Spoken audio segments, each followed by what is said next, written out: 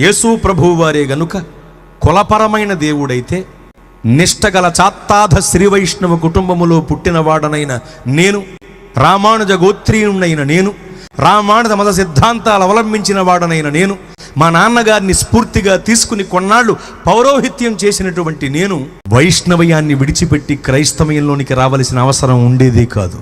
నేనెందుకు ప్రభు మార్గంలోనికి వచ్చాను అంటే, యేసు ప్రభువు వారు నాకు కూడా దేవుడు. ఆయన సర్వ శరీరులకు దేవుడు. ఆయన సర్వ శరీరులకు దేవుడు అండి. ఆయన కులపరమైన దేవుడు కాదు. నేను నా 18వ ఏట ప్రభు మార్గంలోకి వచ్చాను. ఒకప్పుడు పిండాలు పెట్టుకునేవాణ్ణి, ఇప్పుడు దండాలు పెట్టించుకునే స్థితిలో నా ప్రభు నన్ను ఉంచారు. ఎంతటి మహద్భాగ్యకరమైన జీవితం ప్రభు మార్గంలోనికి రావటాన్ని బట్టి నేను పొందుకున్నాను.